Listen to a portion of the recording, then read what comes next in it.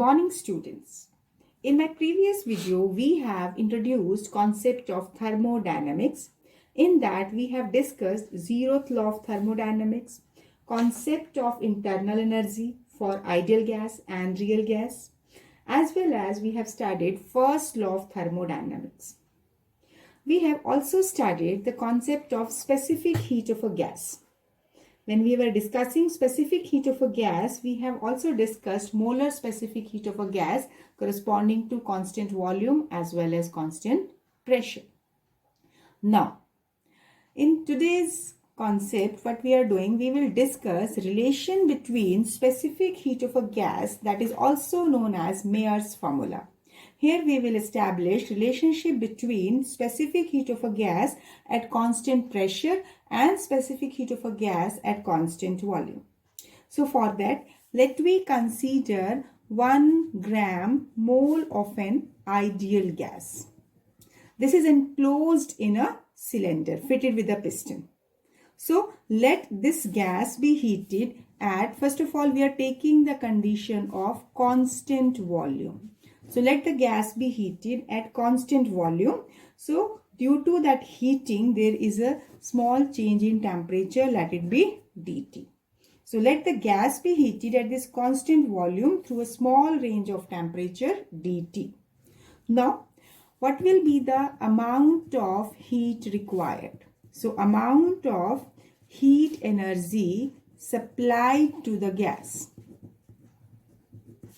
This heat, this is given by CV, that is specific heat at constant volume. As we are taking 1 gram mole of a gas, so M is 1 and change of temperature, that is dT. Let it be equation 1. Where CV, this is taken as molar specific heat of a gas at constant volume. See, as volume is kept constant, when volume is kept constant, it means there is no change in volume. That means dV is 0. So, work done, as work done is given by force into displacement. So, when we will just divide this by area and also multiply this by area, so we are getting this factor as pressure and this factor will be represented as volume, change in volume. So now, when the gas is heated at constant volume, so work done, this will be given by 0. Why? Because this change in volume is 0. So instead of this relation, you can use this result directly. This step I have explained only for your understanding. So when it is heated at constant volume, so as per first law of thermodynamics. In thermodynamics, we are using this law. This is dq equal to du plus dw. And dq from this first equation which we have written here, this is Cv dt. Du, it is internal energy, change in internal energy plus work done is 0. So, internal energy is given by Cv dt. Let it be equation 2. Now, let me take again the gas be heated at constant pressure.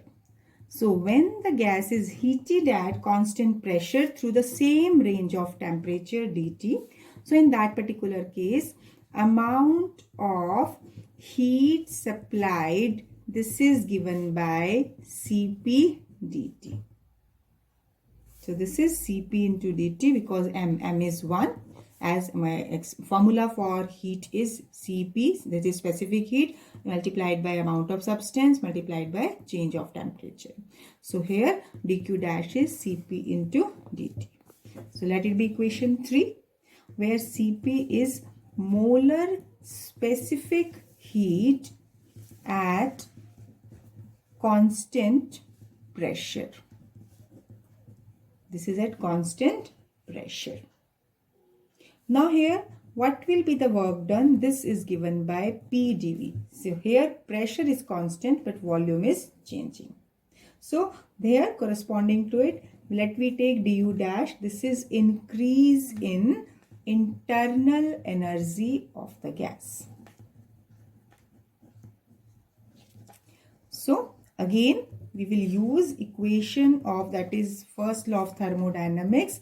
This will be dq dash du dash plus dw dash. dq dash is Cp dt as per equation 3.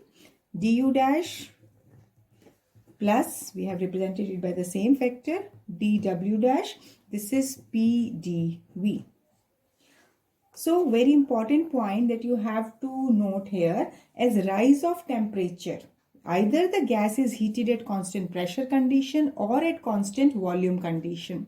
दोनों ही cases में जब हम gas को heat कर रहे हैं, we will consider that rise of temperature is same, that is dt. Either we are heating the gas at constant volume or at constant pressure. So what does it affect? If temperature change is same, so basically increase in internal energy will also be same. So as you will represent, increase in internal energy will be same as that of initially we have obtained. So du is dv is cv dt, and internal energy at constant pressure condition will also be same. Why? Because here rise of temperature is same. So now let me put this value in the equation, that is dq dash du dash plus dw dash, जिसमें हमने dq dash की value already substitute की है. du dash is cv dt and dw dash is pdv. So Cp dt minus Cv dt equal to Pdv. As we know, Pv is equal to RT. So now if we will differentiate it, so Pdv, because pressure is constant and R is a gas constant that is also fixed, so RdT.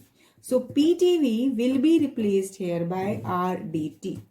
So just substitute the value here. What you will get here, taking dt common, we are getting Cp minus Cv equal to R, because dt will be cancelled out on taking common. So this is the relationship between molar specific heat of a gas at constant pressure and volume. That is Cp minus Cv equal to R. So this derivation can be asked as a derive Mayer's formula, establish relationship between molar specific heat of a gas at constant pressure or volume, or prove that Cp minus Cv equal to R.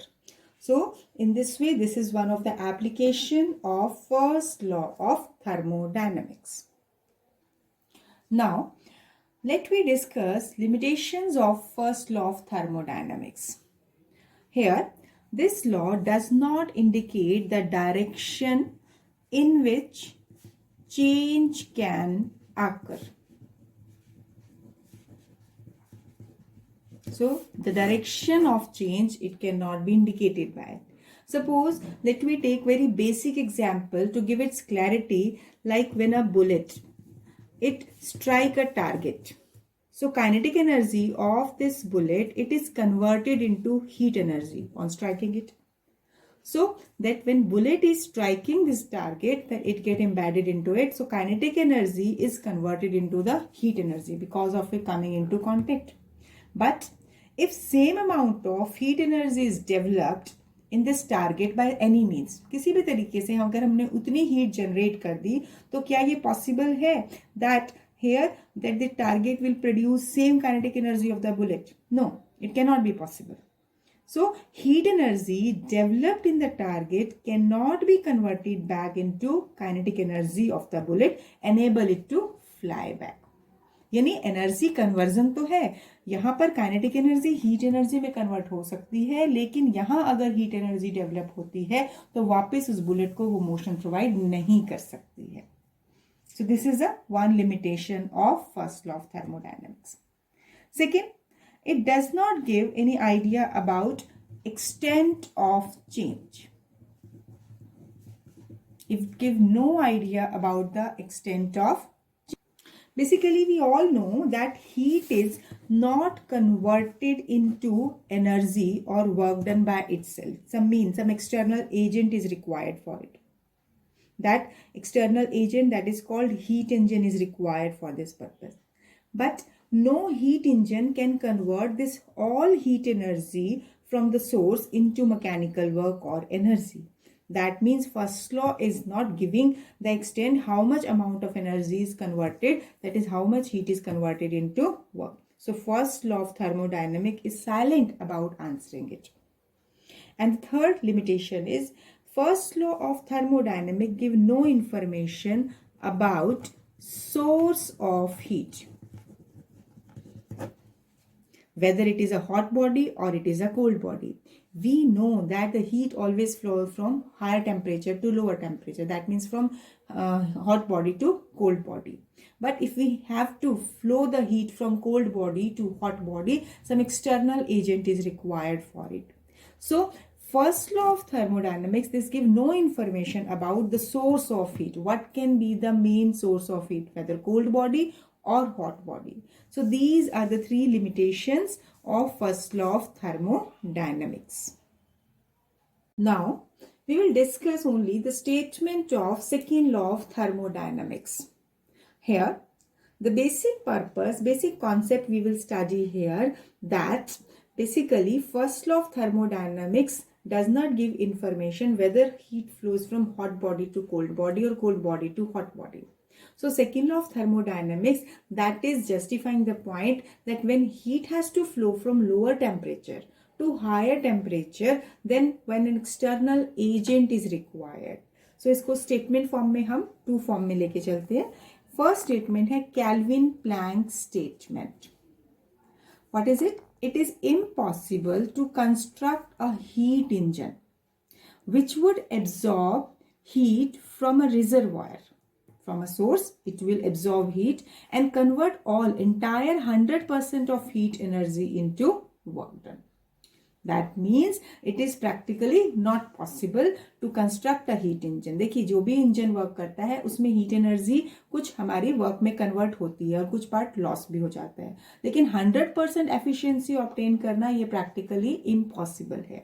So this is the statement. So impossible to construct a heat engine which would absorb heat from a source, from a reservoir, and convert 100% of heat absorbed into the work done.